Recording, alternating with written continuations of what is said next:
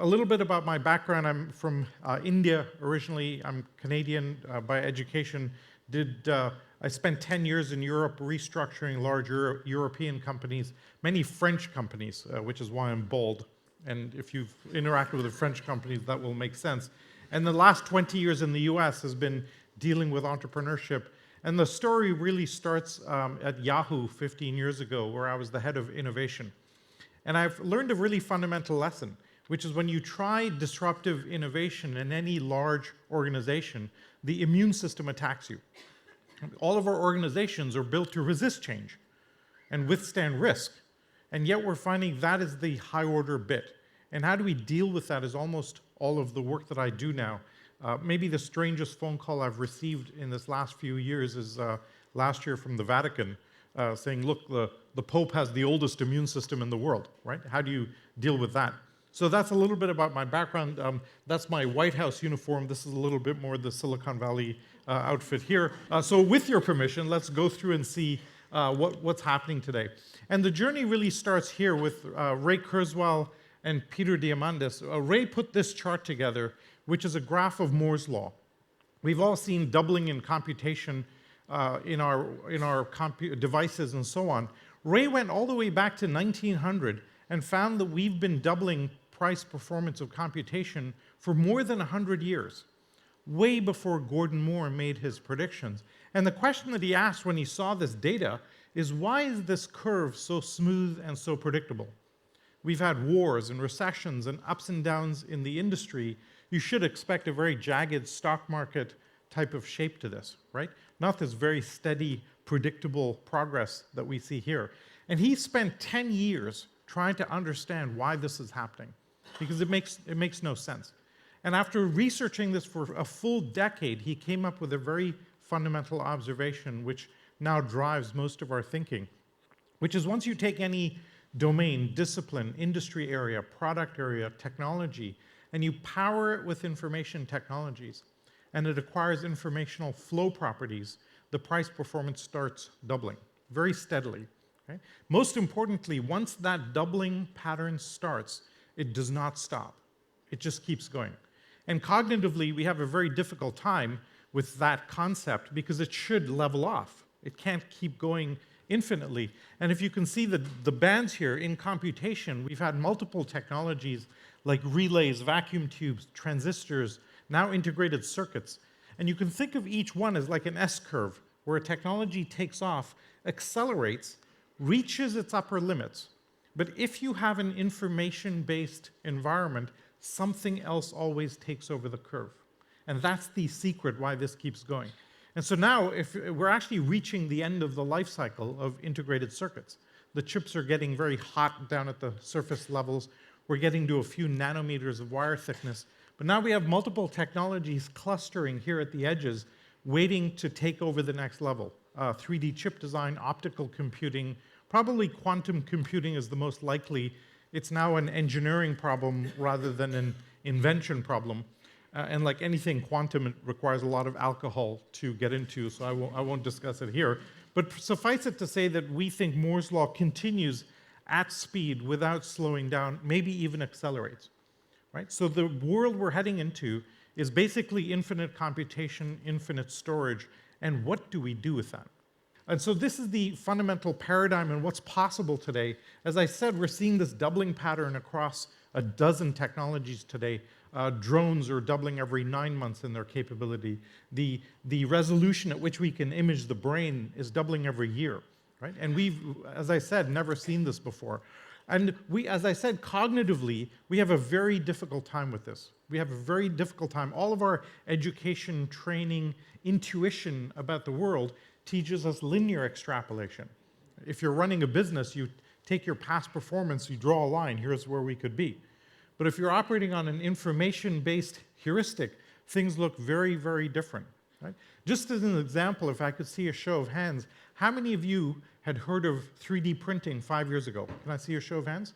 Hopefully quite a few. Excellent. Hold your hands up 10 years ago. Anybody 10 years ago? Few of you 15 years ago? So 3D printing is not new. It is 35 years old. But when it first emerged in the early 1980s, the capability was terrible. the price performance was you could print out maybe 0.001 widgets per hour. 2 years later, it doubled to 0.002 widgets an hour. 2 years later, it doubled again to 0.004. 2 years later, it doubled again to 0.008. And for a long time, it looks like zero, right? And we ignore it.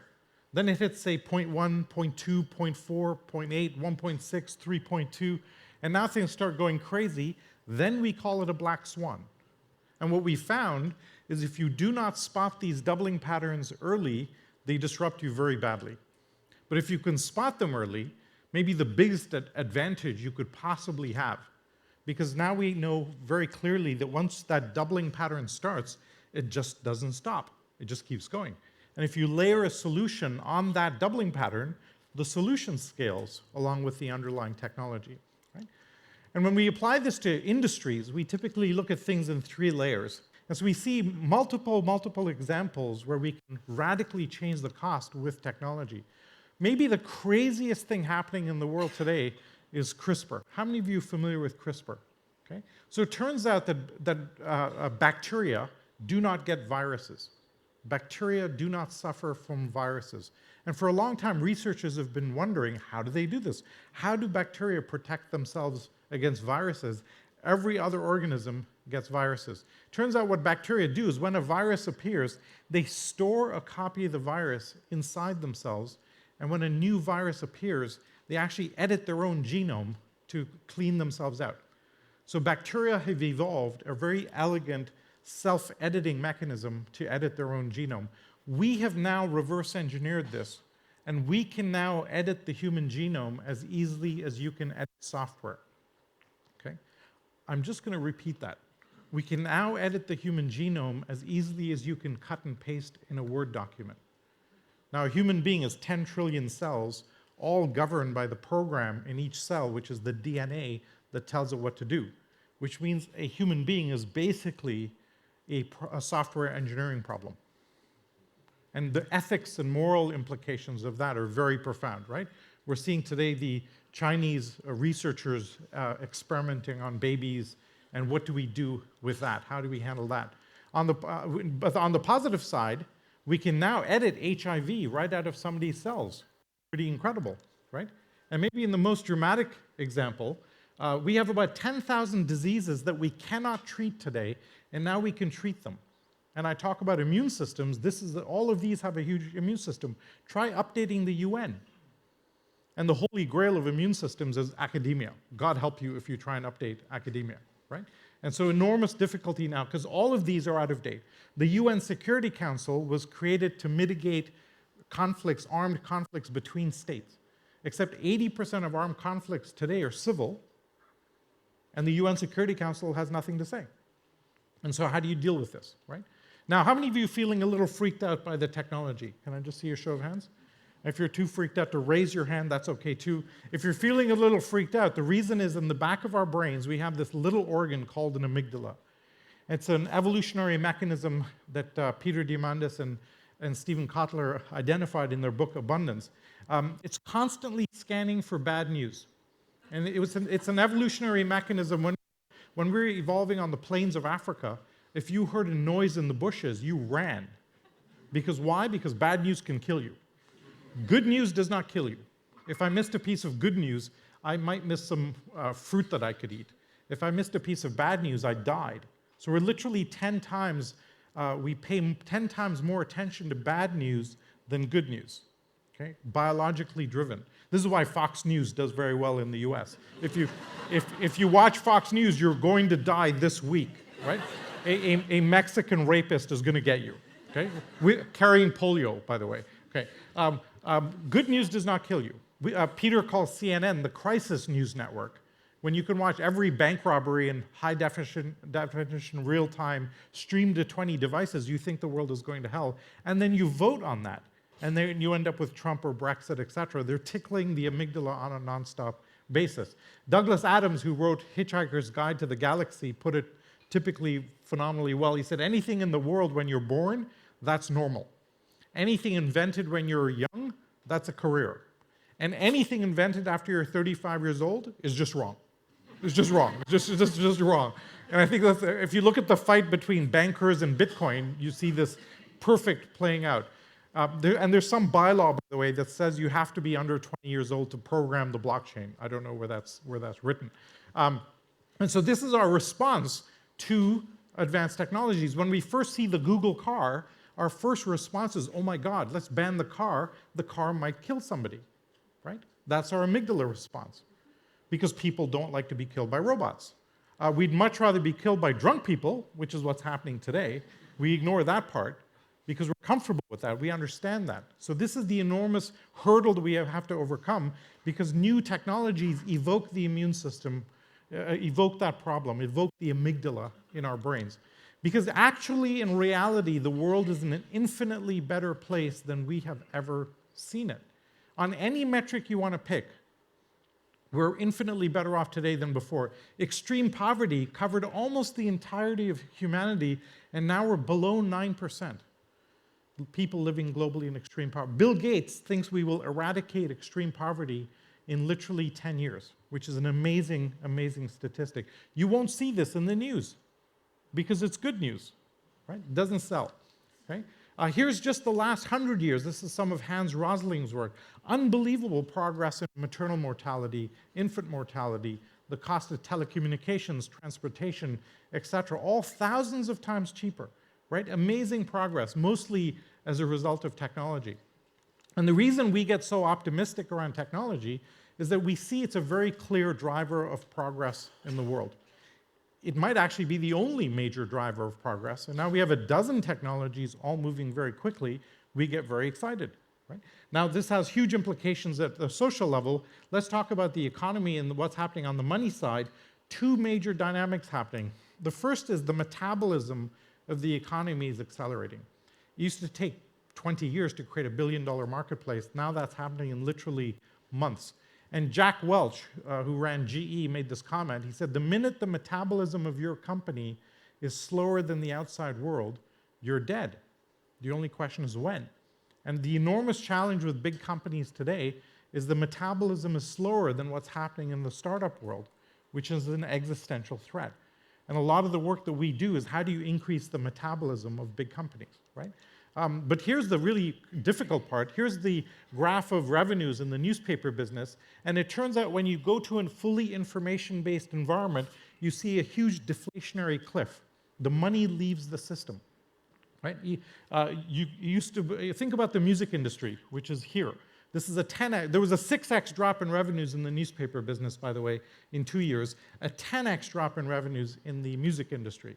And think about this. This is called the media industry. They're trying to sell the physical media, right? But actually, it's an information service. When I can go from artist to listener with a YouTube video, all the intermediaries disappear. This cliff is hitting the TV business right now, right? Network television is having a difficult time because people are moving to a Netflix subscription model. I predict this hits the car industry in about 3 years and the energy industry in about 5 years. Okay? This cliff. And that has huge implications. Just for example, if you own a car, you are literally driving it only 4% of the time. It's the second most expensive purchase we make, and it sits empty 96% of the time. It's a terrible financial decision. And today already, in Silicon Valley, nobody buys a second car. Use Uber to get around, right? Or Cabify, I guess, was the polite way of saying that, right? And by the way, 18-year-old kids in big cities all over the world are not getting driver's licenses. And that's going to be a problem for car sales when the car industry wants to sell them more cars. And it goes to this problem. It's very, very hard to spot this disruption. Our brains cognitively, as I said, don't get this problem at all. We don't see this. And the reason this is unstoppable and inexorable is the final dynamic here, the sheer democratization of these technologies. I showed you the cost dropping very dramatically. Here's what happens as this happens. So the domain becomes digital, the costs go to zero, you get open source communities forming, you get new technologies intersecting, new products and services, and then you disrupt the status quo. And whether it's drones or Bitcoin or biotech or blockchain, basically the underlying pattern is we're seeing this across the board. Today, any entrepreneur can enter a legacy environment come in with a beginner's mind, apply new technologies, and totally disrupt it. And think about the music business, as I mentioned. We used to sell music as a scarcity model, as a material, physical structure, a product. Then we digitized it. All the 8 major music studios disappeared, and we have 2 platforms, iTunes and Spotify, where you subscribe to abundance. And we see that model propagating pretty dramatically. But this phrase from David Rose, one of the godfathers of angel investing, has been stuck in our heads now for like a decade. David makes the point that all of our organizations are top-down pyramid structures, command and control, designed for optimizing scarcity, right? But as we move to abundance, none of this works.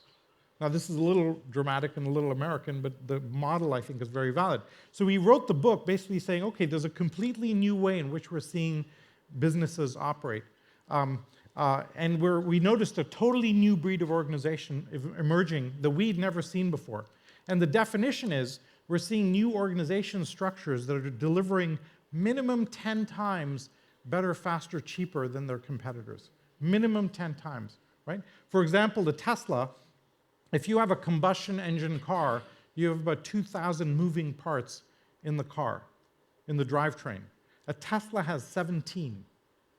It has no fluid in the car. There's no brake fluid, there's no oil, there's no engine coolant, there's no hydraulics of any kind. The only fluid is the windshield washer. Right? So the ease of design, maintenance, etc. becomes 1,000 times cheaper. Here's one of our prime examples. How many of you are familiar with GitHub? Anybody in the room? So GitHub is a software platform that allows developers to collaborate. They use all 11 of the characteristics, and MTP plus all of these. They're the highest ranking exponential organization we ever saw.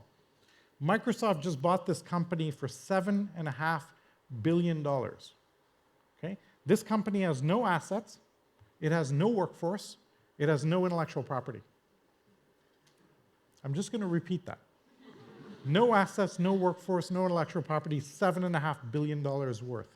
If you're not building one of these, what are you doing? Because that's what's possible today, right? And this is an extreme example, but there are flavors of this in all sorts of models, right?